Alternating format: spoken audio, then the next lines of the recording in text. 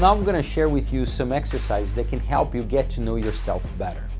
Not only get to know yourself better, but learn how to speak about yourself and speak about your experiences better, how to communicate who you truly are. What I find often is that students, they may have an overall idea of who they are and their experiences, but when it comes to communicating it, sometimes they fall short. So the first exercise that I would like to propose to you is called a lifeline. What you're going to do in a lifeline is you're going to try to identify all the important places and people and experiences that make who you are today. So what you're going to do is you're going to use a line up to represent events in your life that were meaningful and were very positive. And then lines down, you're going to represent events that were also meaningful, but they were probably negative events or something that you learned a lesson the hard way. Here's the example that I have from one of my previous students. And she was telling me that she moved from a foreign country to the United States, and when she got here, she had some adaptation issues. She was struggling in high school, and that was a downline in her lifeline. But then 3 years later, she graduated, and she graduated with honors. Not only with honors, she was the valedictorian speaker at her class. So that's his line up. And not only that, after graduating from high school with honors, she was admitted into her top school. There, she was also highly involved with the pre-optometry club. So that again is a line up. Analyzing her lifeline with her, what we realized, and she hadn't realized it yet. And just by looking at it, I said, well, listen, you came to the United States, you struggled in the beginning because everything was different. You were struggling with language, were struggling with a new culture, and all of a sudden you did really well. So that, to me at least, shows that you're very adaptable. So next time when people ask, so tell me a little bit more about yourself and what qualities do you have, you can say adaptable, and you have a very good story to back it up and to tell me why you are adaptable. You have data to back it up. You have a good anecdote that is actually something you have lived through. So go through this exercise, plot every person, experience, places that had a major impact in your life, and then try to see patterns.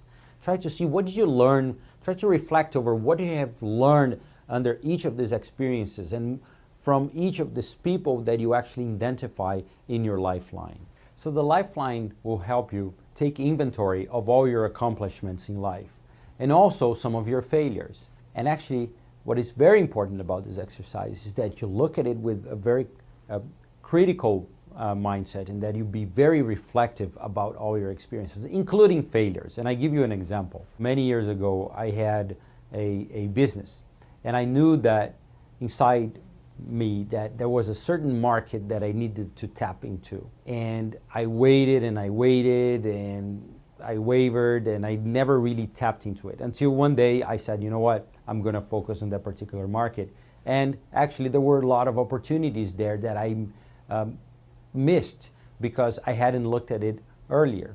So now what I have learned about myself is that I will never see an opportunity and not follow my gut instinct on it again because of that experience that, if you look at it, wasn't that positive. It was actually a negative experience that I learned from.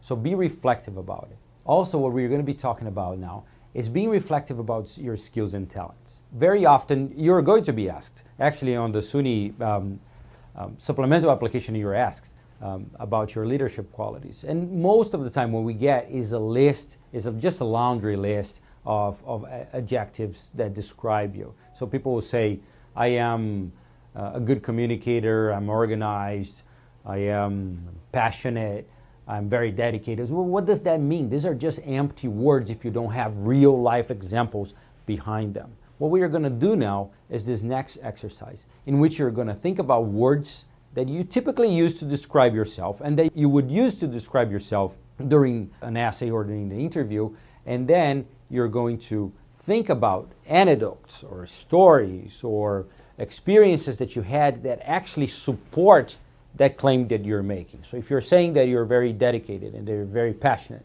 you're going to have an anecdote or a story that's actually going to validate that claim. So the main advantage of a Lifeline is the fact that it's going to give you some good material to base maybe your essay on, and give you preparation material for your interview. So when you're asked about your experiences, everything is fresh and everything has been plotted in a piece of paper.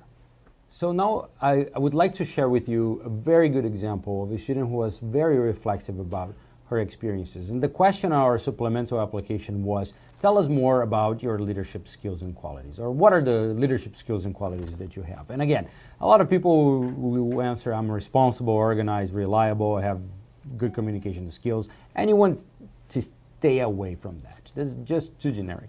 And this is what this student wrote. Said, in the past several years, I have grown considerably in my leadership skills. As a very shy child and teenager, I was a listener and an observer, which enabled me to watch and learn about leadership qualities from people such as teachers, parents, and friends. So this, I absolutely love this introduction, because she's saying, I was not always like this. I was not always a leader. In the beginning, I was very shy, and I didn't really have the leadership skills that probably were expected of me, but I observed people and I learned from them. And then she goes on saying that during my college years, I developed more confidence and self-awareness through both university coursework and international study experience. So now she's telling me about how she grew into more of a leadership role and by gaining confidence. I learned to approach tasks and people with an open mind, as well as logically and in a composed manner. Then she goes on to say that in the last few years, I have regularly taken the initiative to lead and organize student groups, such as for class projects, study groups, or extracurricular organizations. And then she goes on to say that now she's the president of a pre-optometry club at her school, and she's also a study abroad peer advisor and an organic chemistry tutor. So this is what I expect from you. I expect you to really be reflective about your experiences and not only use empty words to describe who you are without actually attributing them or linking them to real life experiences, but I want you to really think about your experiences and how you have grown through the process, what you have learned through the process, and give me real life examples.